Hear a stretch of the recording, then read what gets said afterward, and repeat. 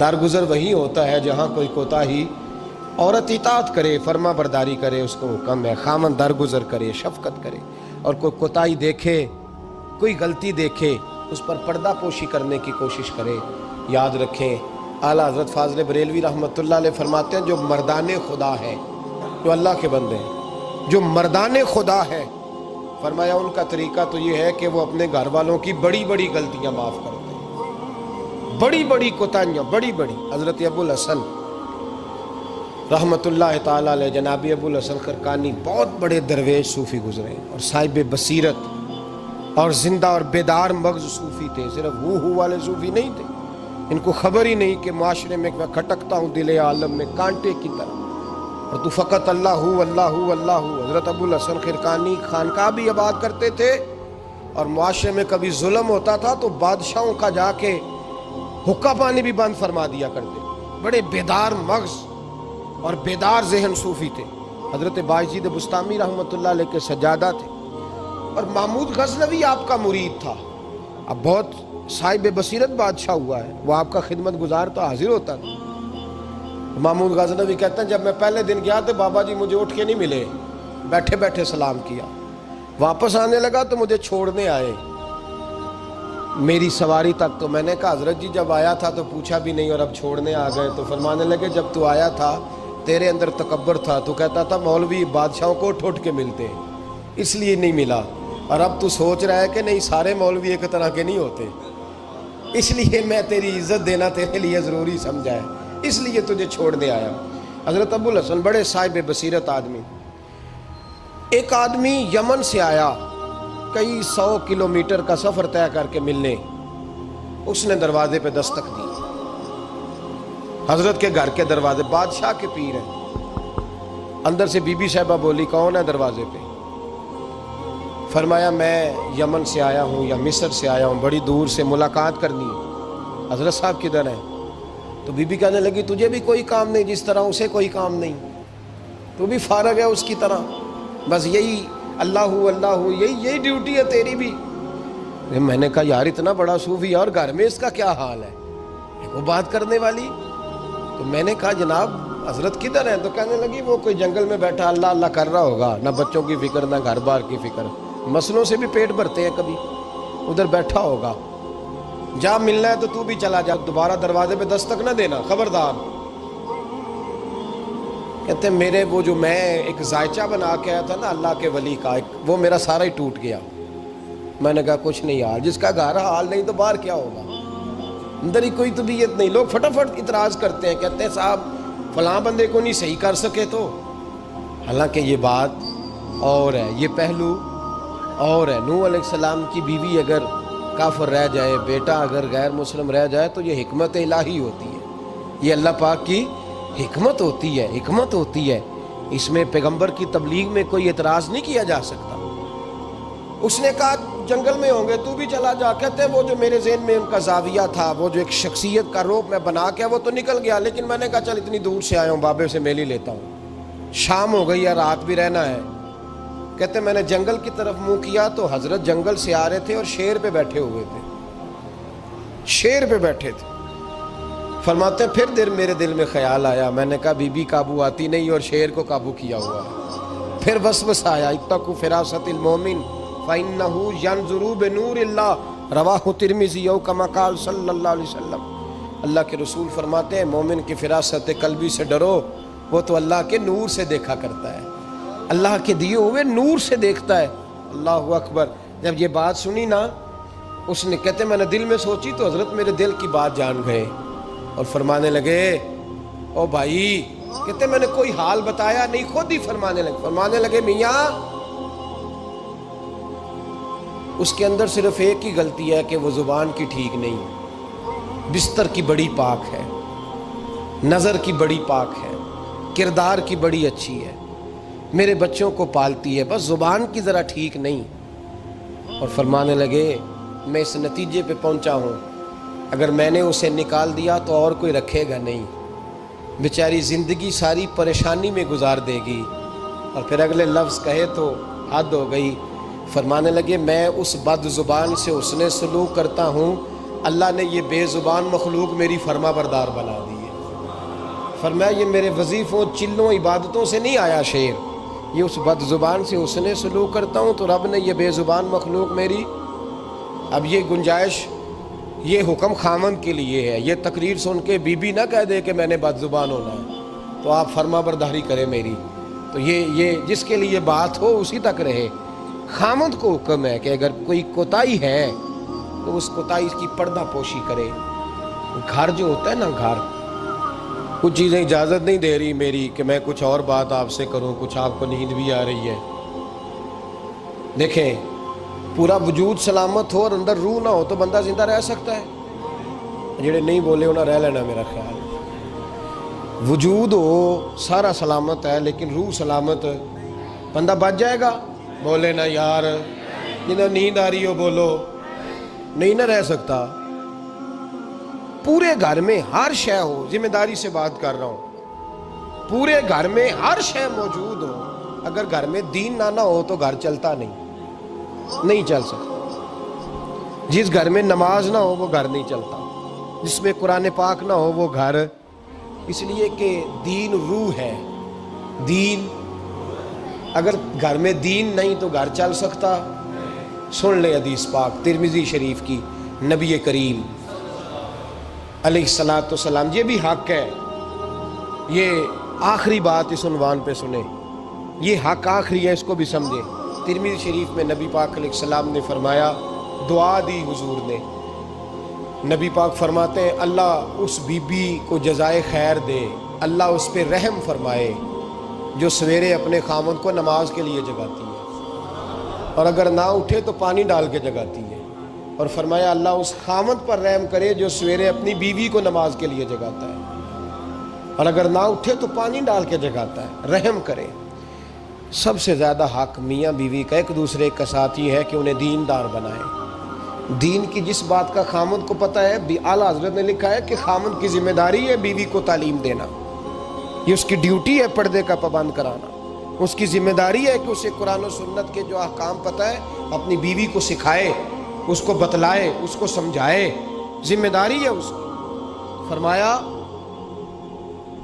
اللہ اس پہ رحم کرے، ذمہ داری ہے، ایک دوسرے کو مذہب سے آشنا کرے، پیار کے ساتھ، محبت کے ساتھ قائل کرے۔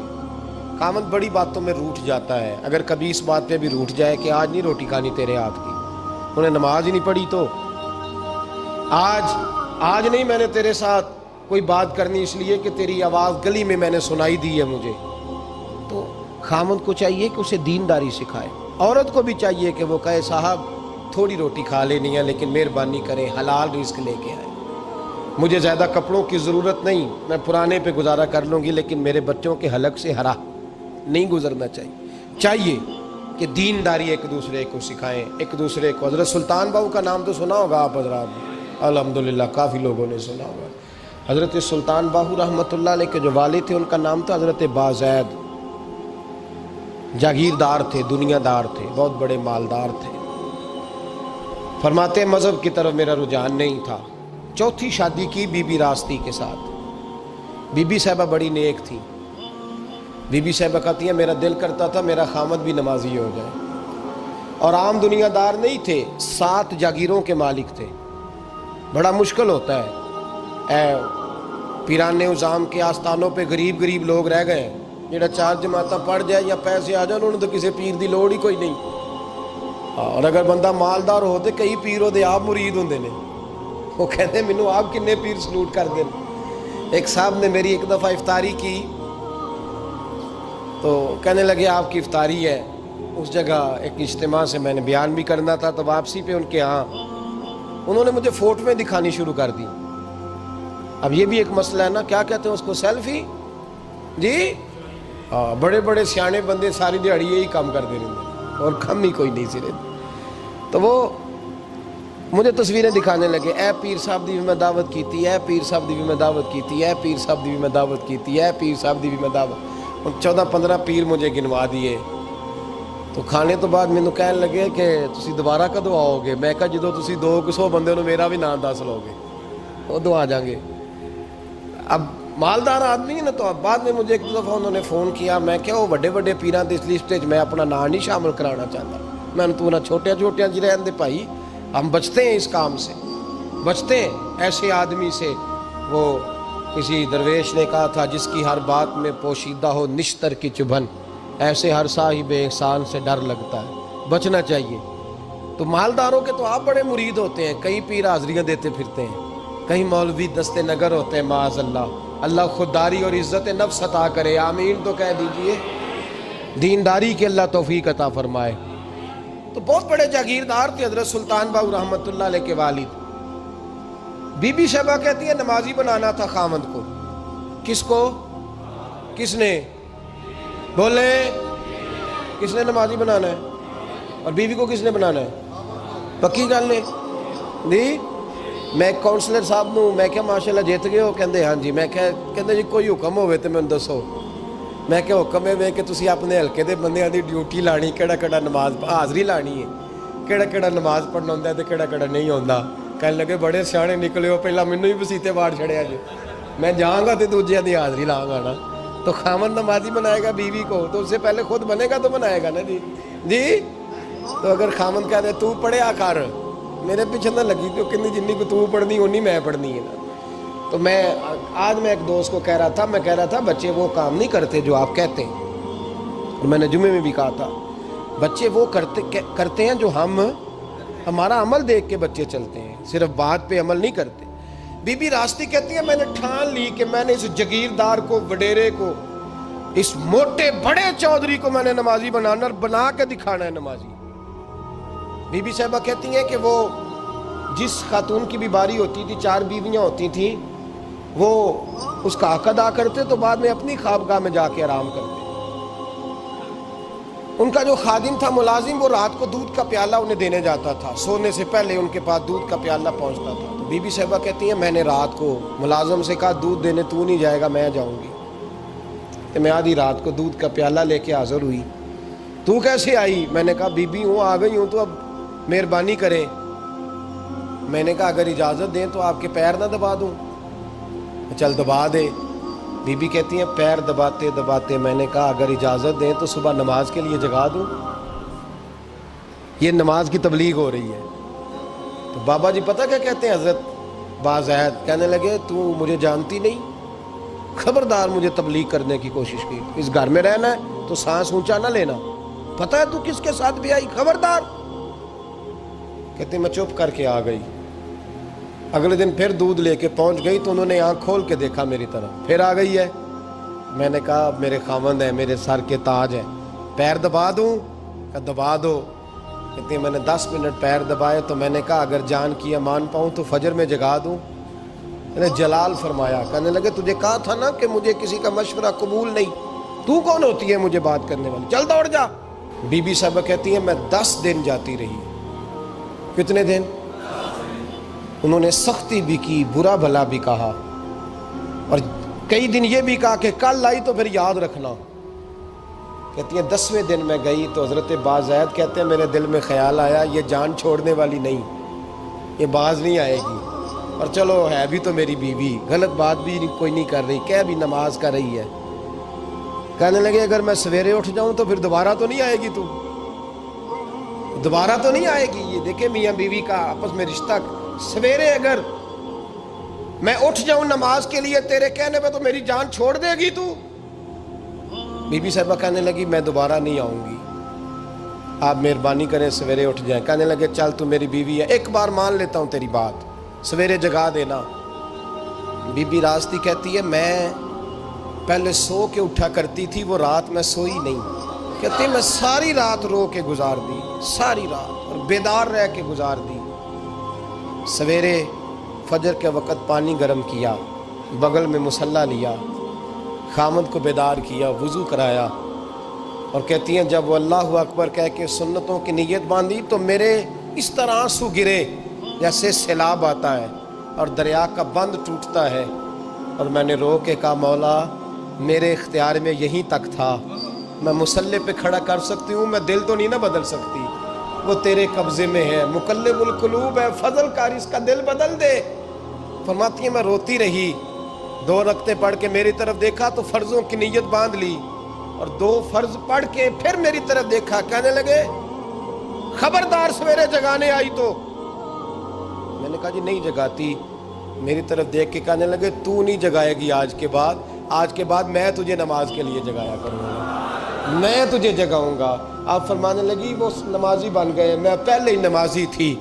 جب ان 2 نمازیوں کا ملاپ ہوا تو اللہ نے سلطان باہو جیسا بیٹا عطا فرمایا، سلطان باہو جیسا بیٹا عطا فرمایا۔ میرے بھائی، میاں بیوی ایک دوسرے کو دیندار بنائیں گے، ایک دوسرے کو نمازی بنائیں گے، وہ ایک دوسرے پہ، اور کس طرح کا بڑا مشکل ہوتا ہے بیوی اپنے خامند کی تعریف کرے، مشکل ہوتی ہے۔ اعلیٰ حضرت فاضل بریلوی رحمت اللہ تعالی علیہ کی زوجہ، ان کا طریقہ یہ تھا کہ وہ اتنی شناسہ ہو گئی تھی، اعلیٰ حضرت لکھتے تھے تو وہ واقف ہو گئی تھی، وہ کتاب کا اعلیٰ حضرت فرماتے تو وہی کتاب اٹھا کے زوجہ لاتے۔ اس زمانے میں قلم بنتے تھے اپنے ہاتھوں سے، لوگ چھری لے کے اس کے ساتھ قلم بنایا کرتے تھے، تو قلم بنا کے سیاہی رکھتی، کاغذ کئی دفعہ ڈانٹ دیتے، اعلیٰ حضرت کئی دفعہ ڈانٹ دیتے، لیکن اماں جی سنتی۔ وقت وصال آیا تو ایک دن فرمانے لگے حامد رضا کی ماں، تو نے ساری زندگی مانگا کچھ نہیں، تو نے میری بڑی نوکری کی، میرے دین کے کاموں میں سب سے بڑی مددگار تو تھی، چل کچھ چیز مانگ لے۔ جب دین کے رشتے ہوتے ہیں تو پھر معاملے بھی دینداری کے طے ہوتے ہیں، کچھ مانگ لے۔ بڑا کچھ مانگ لیتی ہیں نا بیویاں، بڑا کچھ۔ اعلیٰ حضرت کی زوجہ کیا کہتی ہیں میں نے آپ کو صبح و شام دیکھا ہے، میں نے آپ کے دکھ سکھ دیکھے، خوشی غمی میں آپ کا رویہ دیکھا ہے، میں نے آپ کو ہمیشہ دیندار اور پرہیزگار پایا ہے، اگر مجھے کچھ دینا ہے تو ہاتھ اٹھا کے میری بخشش کی دعا کر دیں، اور اگر صبح قیامت مجھے ضرورت پڑی تو میری سفارش کر دیں گے۔ اعلیٰ حضرت رو پڑے، یہ دینداری کے رشتے ہیں، رو پڑے، فرمانے لگے تیرے ساتھ وعدہ ہے، مصطفیٰ کریم صلی اللہ علیہ وسلم کے صدقے احمد رضا جب جنت میں جائیں گے تو تجھے ساتھ لے کے جنت میں جائیں گے، ساتھ لے کے جائیں گے۔ تو بھائی دینداری بنائیں، ہن لباس لکم وانتم لباس لہن، وہ تمہارا لباس ہے اور ان کا لباس ہو۔ رمضان شریف آ رہا ہے، ارادہ کر لیں کہ تراویحیں ساری جماعت کے ساتھ پڑھنی ہیں، پڑھیں گے انشاءاللہ تعالی۔ نوجوانوں سے میری گزارش ہے، جوان بچوں سے، ضروری کوئی مذہبی چیز آپ نے دیکھنی ہو، سننی سنانی ہو تو ٹھیک ہے، ورنہ رمضان میں موبائل استعمال نہ کریں، مہربانی فرمائیں، ارادہ کریں۔ اگر کبھی مجبوری بن جائے نا تو ہسپتالوں میں بھی 2-2 گھنٹے بندے کو ایک ٹانگ پہ کھڑے ہونے پڑ جاتا ہے، پاسپورٹ کے دفتر لوگ کھڑے رہتے ہیں، شناختی کارڈ کے دفتر کھڑے رہتے ہیں۔ ارادہ کرو قرآن پاک سننے کا، اور مسجد میں حاضر ہو کے با جماعت 20 تراویحیں پوری پڑھو، اور عشاء سے پہلے آؤ، سنتیں ادا کر کے مسجد میں نماز پڑھو۔ روزہ کوئی شیطانی وسوسہ قریب نہ آنے دو، روزے رکھنے ہیں اور انشاءاللہ رکھنے ہیں، پورے رکھنے۔ مزدور آدمی جو مزدور ہے وہ کہتا ہے میں مزدور ہوں، میں کیسے رکھوں؟ اور خدا کے بندے، رب تعالیٰ نے تیرے اوپر فرض کیے ہیں، وہ کہتا ہے میں وہ چیز فرض کرتا ہی نہیں جو تو اٹھا نہ سکے، اس کو پتا تھا ہم رکھ لیں گے تبھی فرض کیے نا۔ اور مزدور کو تو اللہ اجر بھی زیادہ عطا کرتا ہے، کسی وسوسے پہ نہ لگے۔ اور قرآن، یہ 2 باتیں ہو گئی، روزہ اور تراویح، اور تیسرا دن کے 2 حصے کریں، جو وقت بچ جائے اس کے 2 حصے کریں، آدھے حصے میں قرآن پاک پڑھنا ہے اور آدھے حصے میں درود و سلام پڑھنا ہے، یہ وظیفے پکے کر لیں۔ اور جو لوگ غریبوں کی مدد کرتے ہیں، مسکینوں کی، یتیموں کی، ان سے میری گزارش ہے کہ وہ مہربانی کریں تو 1 رمضان کو لوگوں کے ساتھ تعاون کریں۔ کس تاریخ کو جی؟ بولے قاری صاحب نے سوٹ کدن دیں دے ہو جی، تاکہ کوئی درزی سی کے نہ دے وے، ایک ادھر پاہ نہ لے وے سوٹ، مولوی بھی نواں، یہ ساڈا مولوی یہ تے پرانے دی چنگا لگتا ہے، اور پہلے دے میاں یہ کام بھی پہلے کریں تاکہ وہ سلا لیں اور سلا کے پہن لیں۔ میری باتوں کی سمجھ آ رہی ہے آپ حضرات کو؟ غریب کے ساتھ، مسکین کے ساتھ، جس کے ساتھ بھی کو تعاون کرنا ہے وہ پہلے کریں، پہلے اپنے بچوں کے کپڑے بعد میں، اور غریبوں کے بچوں کو پہلے، تاکہ وہ شریک ہو، رمضان میں شریک ہو، کسی کو سودا پہلے دیں، جو پہلے کرنے کے کام ہیں ان کو پہلے کریں، مہربانی فرمائیں۔ رمضان کی نیت کریں، ارادہ کریں، اپنے اندر ذوق پیدا کریں۔ میں نے اپنے دوستوں کو کل سبق دیا ہے کہ کام مجبوری سے بھی ہو جاتا ہے اور شوق سے بھی، لیکن مجبوری سے کرنے سے مزہ نہیں آتا. شوق سے کریں تو مزہ ہی آ جاتا ہے. مزہ نہیں، مزہ ہی آ جاتا ہے. تو کام کریں گے، لطف آئے گا آپ کو روزے رکھنے کا، عبادت کرنے کا، لیکن لطف کے ساتھ کریں.